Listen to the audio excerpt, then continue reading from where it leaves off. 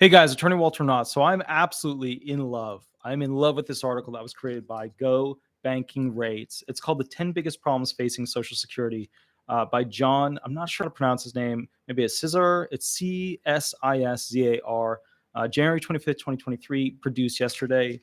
This dude rocked this article. Like, if I were to say, okay, who did like the thing that was the great thing here, I'll fix that a little bit. Who did the thing that was like the great thing for creating a great article? This is that great article. Absolutely incredible job of the creation of this.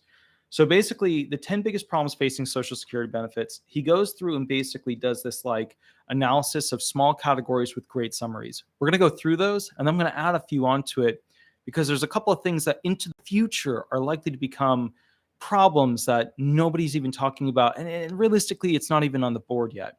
So let's go through it first and foremost. Low interest rates. Like all savers, the Social Security program benefits from higher interest rates. Money paid into the Social Security system is invested into these special bonds and other high quality securities that pay interest. When rates rise, high interest rates, the Social Security program earns more money, meaning it becomes more solvent. However, rates have been persistently low for years now. Okay, though they are starting to rise again recently, if rates remain low for the long term, the Social Security program will simply have to recalibrate with lower income for its beneficiaries. They've been low. They were low before COVID.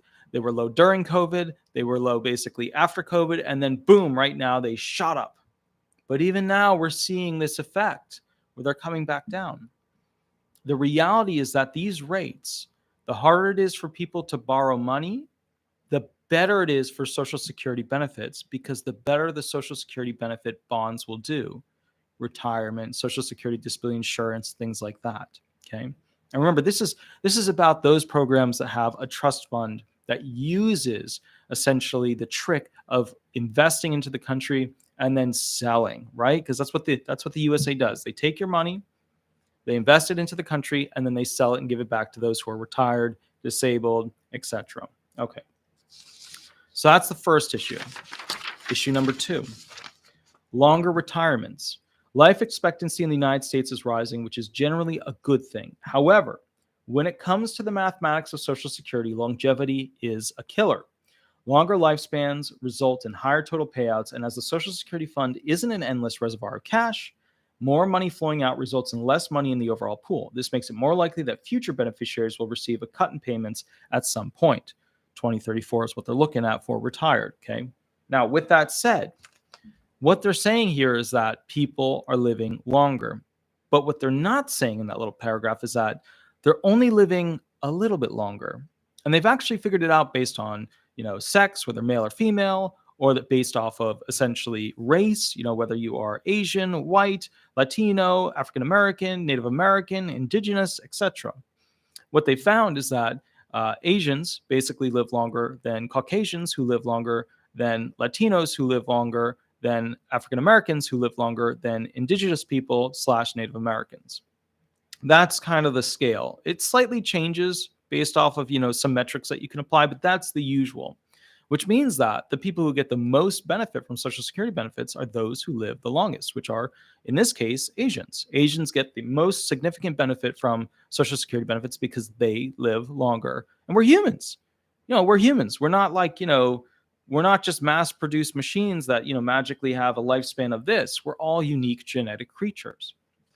So people are living longer. And as a result of that, when the person would pass away, if they paid in more than what they took, right, it would just go into the trust fund. It would just exist in the thing. And then maybe somewhere down the line, a disabled adult child would take, or a spouse, that was a survivor would take.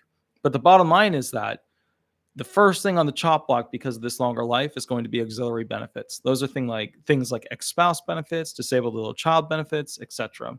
Basically, people who can tap into their parents' Social Security benefits. The third category, too many beneficiaries. Social Security was created in the midst of the Great Depression. The architects of the program couldn't possibly have foreseen that there would be a baby boom following a Second World War. The results of that baby boom are currently taking their toll on Social Security, with an estimated 70 million boomers retiring between 2010 and 2030. This amounts to a huge increase in the amount of Social Security beneficiaries.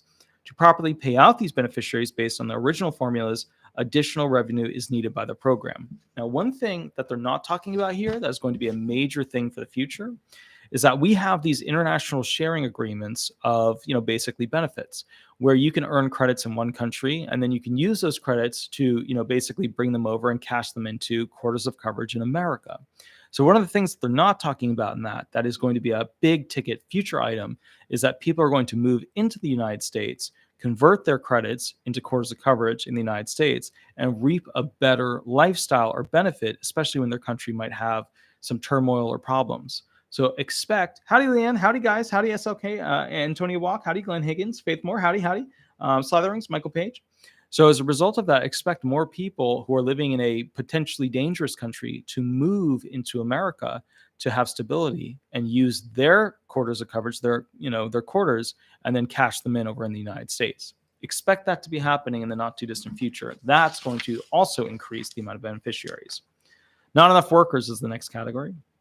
The flip side of the too many beneficiaries problem with the Social Security is not enough workers problem. As the baby boom has pushed a significant increase of beneficiaries into the system, retired, okay, the worker to beneficiary ratio is falling. And we've done many videos on this. And I've said this many times, the most dangerous number that you have to watch out for is the beneficiary to worker ratio. Okay, so in just a few years, this ratio has fallen from 2.8 workers paying in per beneficiary to just 2.1. If this ratio continues to drop, or even if it just remains at 2.1, Social Security will essentially be permanently underfunded, right? 2020 to 2021 is when the underfunding really started to happen. Now, I've said in other videos that if it reaches a 2.0, that basically the system will start to face massive imminent dangers. And we're at a 2.1. So just keep that in mind. It's something that other like news stations aren't reporting on, but this is where you get your Social Security news. So bottom line is we don't want to hit 2.0. That's where there's only 2 people working that are paying for 1 beneficiary. It doesn't work. The math doesn't work at that point. All right. There's another thing I'd like to put out here about the not enough workers, which is that America is facing difficult times with not enough workers because a lot of kids are trying to work under the table right now because of the taxes. And the problem is to be able to survive on, minimum wage, being able to survive on, even $15 an hour is very, very difficult unless you have programs backing you. But if you don't have programs backing you, the problem is you're paying even a small amount of taxes and you just don't have enough to afford an apartment, to afford the gas to put in your car. And as a result of that, a lot of people are trying to find jobs that are under the table, which means they're not paying taxes, which hurts the enough workers category. Now, next category, wealthier individuals live longer. This is true in some instances and also not true in some instances. The people who start companies, the people who build companies, they die early. The stress is extremely high. The difficult situation of basically constantly being on top of things, constantly making people happy, constantly working with clients. And some clients, no matter what, I know in your head, you're like, oh no, clients are good. And some clients, no matter what you do, they're a problem. They have unrealistic expectations. They just want to hurt you. They just want to be harmful. Some claimants are like that. And so you have to be able to recognize them and either work on them, let them step all over you, or just fire them. And that's the thing, is that stress is what that first generation of wealthy people basically deal with. Now, their kids and kids and kids that sit on a yacht all day and go to different islands, they live a very long time. Wealthy individuals live longer. An additional problem that's related to longevity issues is that wealthier individuals tend to live longer, thanks in part to greater success or greater access to healthcare and white-collar jobs. As Social Security benefits are calculated based on the 30 highest earning years of beneficiary, okay? Wealthy retirees are paid more benefits than lower income participants. With a higher number of wealthy beneficiaries in the system, benefits are paid out more rapidly, acting as a further drain on Social Security reserves. Okay, remember, so they're paying out, the Social Security fund is paying more to those people who basically have paid more of those taxes in, right? They've earned more, they use an averaging algorithm, and because they earn more and paid more taxes, even though it's the same, kind of spiel of into the FICA, you're paying that 6.2, employee, employer, 12.4 in total. That 12.4% is higher, obviously. There's more money when somebody earns more, because 12.4% of a bigger number is a larger number that gets paid in. So the wealthy people get a bigger check. Now, the wealthy people aren't as reliant on Social Security benefits. It's just the way it is. But some wealthy people, they work their whole life, they make a bad bet with an investment, they lose it. So then they're stuck in this situation of like, okay, well, I need my Social Security to survive, and it's higher because they've been paying in more throughout their, lifetime, throughout their averaging algorithm. The Federal Reserve, this is the next point. Part of the reason that the interest rates have remained so low for so long is the Federal Reserve. Although the Fed doesn't directly control market interest rates, it does set the federal funds rate, off which many other rates are based. So like, when you hear about like APRs and like, this is your mortgage rate and this is your this and this is your that, what they're getting at is essentially, the Fed sets the base rate, and then other companies on top of that add their cost to do business. And that's the rate you get when you try to take out a loan. As of June 2021, the Fed has announced that it intends to keep those rates near zero for the foreseeable future, at least until 2023. This spells bad news for the Social Security program, which needs higher interest rates to help it meet its payout requirements. Now, obviously, they've massively jumped the interest rates over the past couple of months, but they've run into a problem, which is that mortgage rates are starting to come down. And mortgage rates are starting to come down because, to be fair, people aren't buying houses. They did this, and now the housing market is doing this. Next one. Social Security system can't grow its way out, and neither can the country. While higher economic growth translates to higher net revenues, the Treasury Department has stated that the U.S. can't grow its way out of its Social Security problem. While acknowledging that increased economic growth will certainly help the program, the Treasury Department states that taking action now to reform the program will result in a gradual transition to something more sustainable. Otherwise, drastic actions will have to be taken when the Social Security Fund reaches its anticipated exhaustion date in 2041, which I'm not totally sure where they got this 2041, because the reports are basically saying like 2034. But bottom line is they may be combining the trust fund, like the SSDI, with the retirement. But bottom line is what they're supposed to be using is this 2034 factor, which dropped down to 2033 and might be going to 2035, but it's not 2041. So with that said, what's interesting about this is that,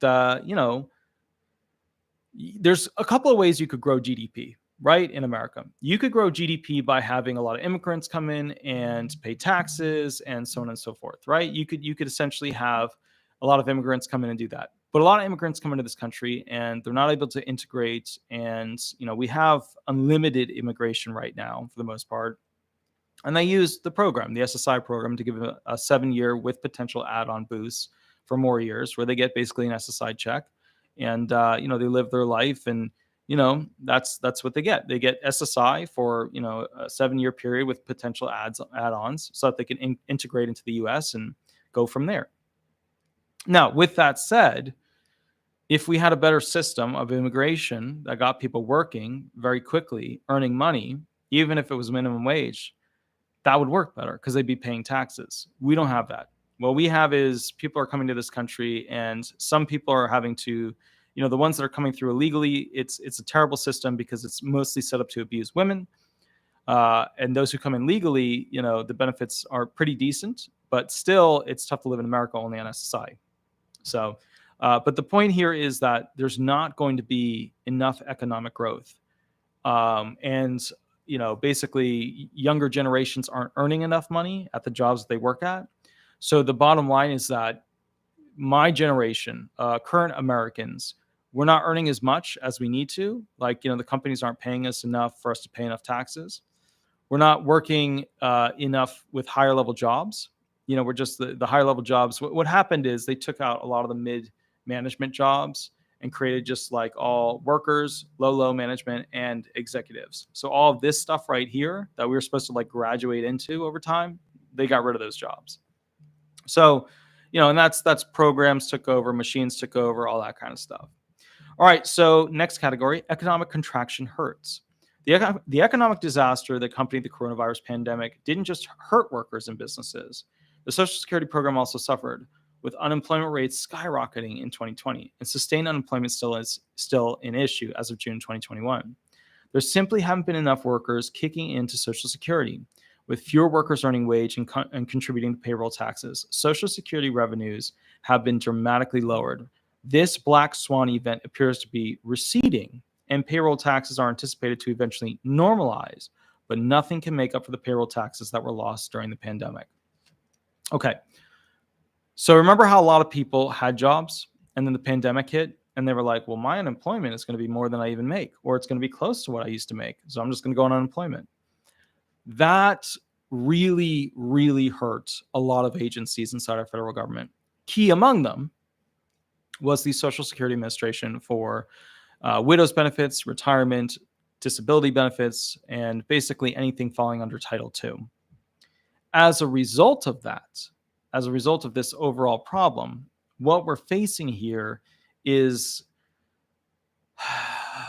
like, how do we climb out of it, right? It's like we lost years where people were supposed to be paying in, and that really hurt our situation. And what's scary is that we're not recovering quickly enough. I mean, we are recovering very quickly. You know, you heard Biden taking a lot of credit as President Biden. You know, the economy doing this well so fast hasn't been seen in, 1,000 years, one of those gigs, right? But, the reality is we lost a lot of money that was supposed to be paid into Social Security trust funds.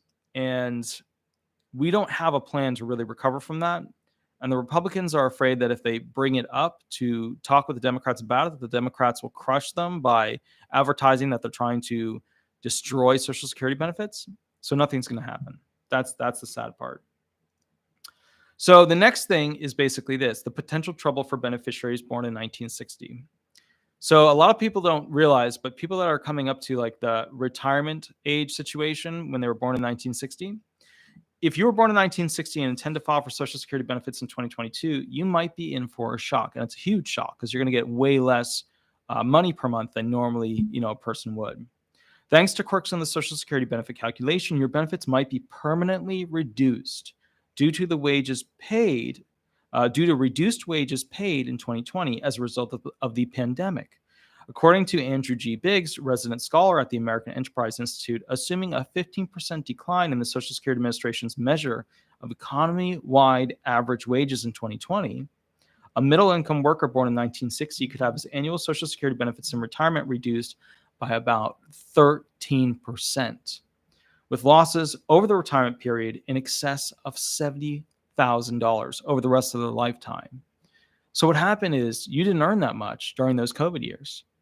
And that significantly dropped the worth of your benefits for retirement.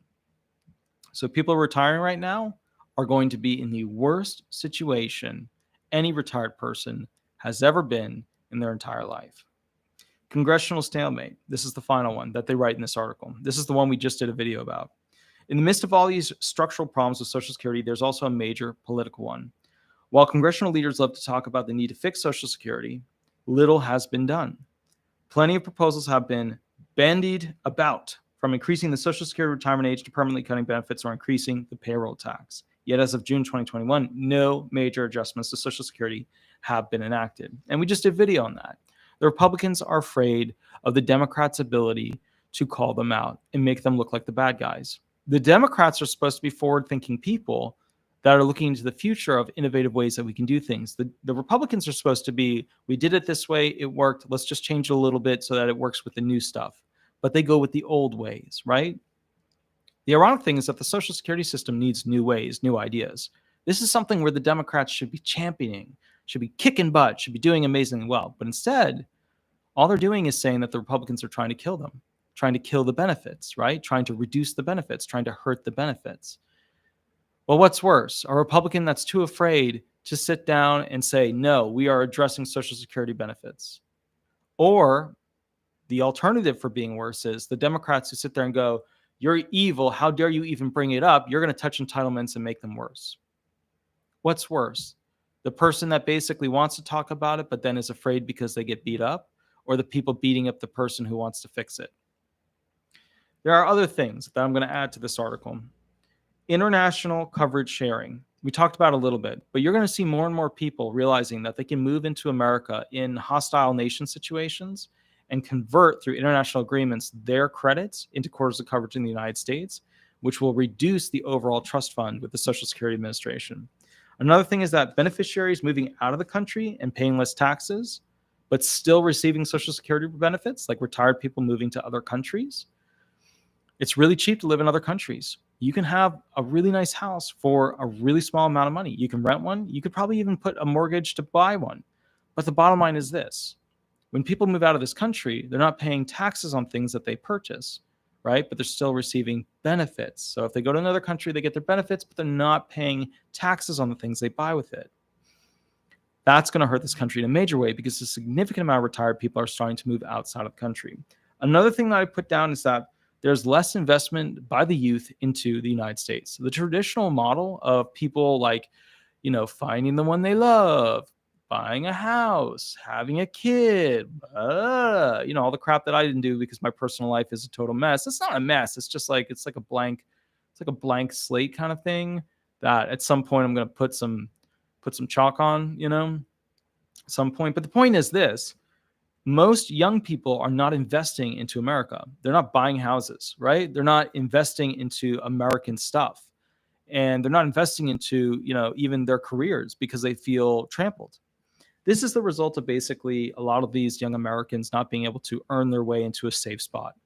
When that one company came out and gave everybody at the company a baseline of $70,000, right? And the CEO significantly reduced what he was going to make as a result of it. What happened was all these employees started to have kids. They started to work more hours. They invested into that job because it became a career. And when a job becomes a career, that's your thing. That's your thing, right? You're going to work it. You're going to do it. You're going to make it happen. Careers are dying. In America, people change jobs and careers and industries all the time. You're at one job. You're searching. Once you get that approval letter for that job, within the next 2 weeks, you're searching for a new job that will go ahead and hire you and give you an extra 10 grand on top of what you're earning. That's how it works in America now. Now, with that said, the youth are earning less because, like we said, there's executives in companies and there's low level management and the workers. But all of this stuff, the mid management stuff, is being done by a lot of computer programs. And essentially, it's been hyper automated. So these positions that the younger people can move into, they get stuck down here in low management and can never get into the executive level range. It's a glass ceiling. It's a cutoff. Now, you add student loans on top of that being horrendous. They're like, shark loans. Classic, hyper cinematic, Italian, mafia type loans. That's what I have. $500,000 worth of student loans down to $300,000. That's where I'm at now. I've owned a law firm for almost 10 years, and I still have not been able to pay off my student loans. Just keep that in mind. Graduated early from college, early with his master's, and then I basically graduated early with my Juris Doctorate, but I used that last semester just to study for the bar and relax a little bit. Further certifications in multiple things. Smart guy, but can't pay off his student loans. Using the education platform that I was given in the industry that I was educated in. So guys, this is the problem with Social Security benefits. These are the things that are facing what we're running into. And what we're running into is a reset button. It's scary. The reset button is essentially, how do we fix this so that it works for everybody? I have some ideas. I'm going to be reaching out to essentially the gentleman who runs a nonprofit in Washington, D.C. He's an amazing guy. He's going to send these ideas around privately to individuals, and we're going to see what the comments are. We're going to get literally the best brains out there to review these ideas that I have, to try and shoot them down.